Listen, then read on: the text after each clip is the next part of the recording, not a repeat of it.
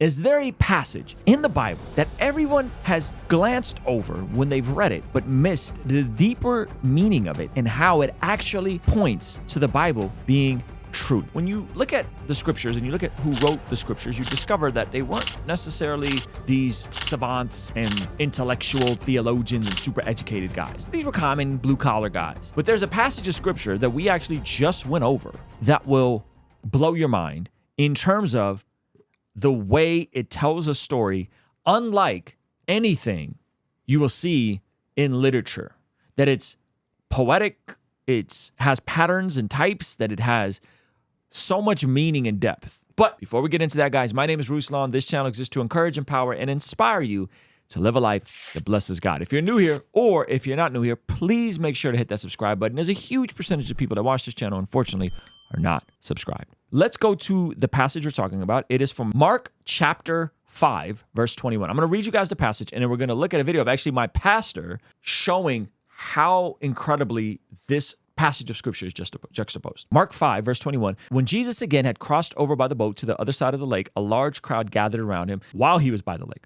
Then one of the synagogue leaders named Jairus came, and when he saw Jesus, he fell at his feet. He pleaded earnestly with him, "My little daughter is dying. Please come and put your hands on her so that she will be healed and live." Okay, Jairus is a synagogue leader. Put a pin in that, okay? So Jesus went with him.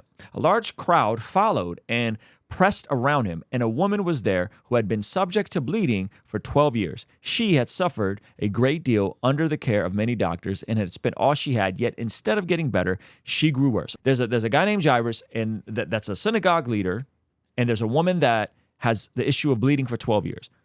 According to the scriptures, she is unclean, and this is juxtaposed with a synagogue leader. When she heard about Jesus, she came up behind him in the crowd and touched his cloak, because she thought, if I just touch his clothes, I will be healed. Immediately, her bleeding stopped, and she felt in her body that she was freed from suffering. At once, Jesus realized that the power had gone out from him. He turned around in the crowd and asked, "Who touched my clothes?" "You see the people crowding against you," his disciples answered, and yet you can ask, 'Who touched me?'" But Jesus kept looking around to see who had done it. Then the woman, knowing what had happened to her, came and fell at his feet, trembling with fear, and told the whole truth. He said to her, "Daughter, your faith has healed you. Go in peace and be freed from your suffering." While Jesus was still speaking, some people came from the house of Jairus, the synagogue leader. "Your daughter is dead," they said. "Why bother the teacher anymore?" Overhearing what they had said, Jesus told them, "Don't be afraid, just believe." He did not let anyone follow him except Peter, James, and John, the brother of James. Peter, James, and John, the brother of James. When they came to the home of the synagogue leader, Jesus saw a commotion with people crying and wailing loudly. So this right here is crying and wailing loudly are probably folks who were paid to be public grievers. Is that the right word? Grievers. So people that were like, came to your house when something bad happened and grieved, okay? He went in and said to them, "Why all this commotion and wailing? The child is not dead, but asleep." But they laughed at him. After he put them all out, he took the child's father and mother and the disciples who were with him and went in where the child was. He took her by the hand and said to her, "Talitha koum," which means, "Little girl, I say to you, get up." Immediately, the girl stood up and began to walk around. She was 12 years old. At this, they were completely astonished. He gave strict orders not to let anyone know about this and told them to give her something to eat. Was that an appropriate sound effect? No, that's great. Yeah. There's so much here. And my pastor taught a great message on this this past Sunday. That was amazing. And so I wanted to play you guys a clip from the message that connects all of this. And in my opinion, I think when you see all of this, and you guys should really go listen to the full sermon. We'll link it below. When you see all this and you see all the connections, I don't know how anyone reads that story and then goes, "Oh yeah, this is just some common blue-collar guys from some blue-collar town that wrote this masterful story."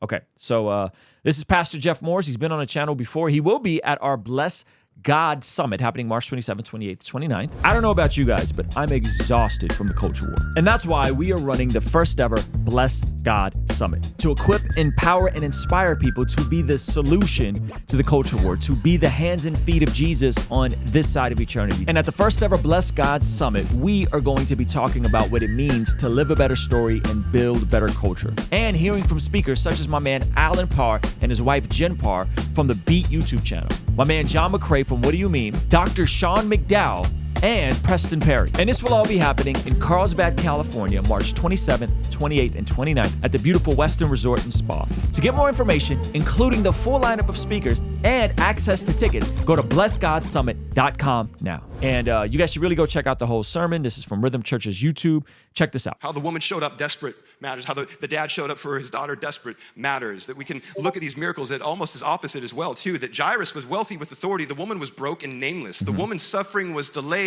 but the miracle was immediate. The girl's suffering was immediate, but the miracle was delayed. Jeez. The woman had 12 years of suffering. The girl had 12 years of carefree life. The woman's healing was public. The girl's healing was private. Come on. The woman thought to herself. The girl's father thought for her. The woman's faith healed her. The girl's parents' faith raised her from the dead. Jairus came to Jesus publicly in the crowd. The woman approached Jesus secretly in the crowd. The woman reached out and touched Jesus, but Jesus reached out and took the little girl's hand. Come on, man.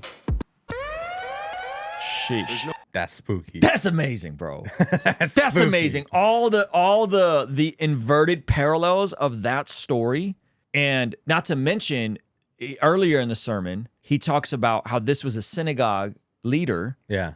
and she was unclean. Yep. Oh.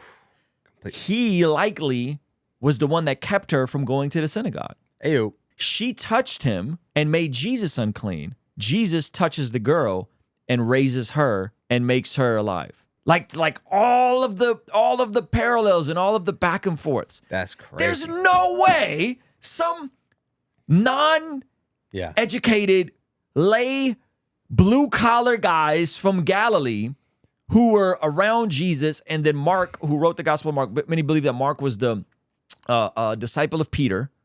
Yeah. So Mark is sometimes viewed as Peter's account. There's no way they won this letter and is just writing a letter to tell other churches about the miracles of Jesus and nail all of that. Hey, do you know what would be a beautiful contrast if we wrote right now is it's probably not what they're doing, right? They're probably just like, all right, let's write it down. Let's go. And he reaches out and takes the little girl's hand. Numbers 19:11 says this: whoever touches a human corpse will be unclean for 7 days. So we just had a woman with an issue of blood touch him, and now we have Jesus touching a corpse. Jesus knows that verse, by the way. He's the one who wrote it, ultimately.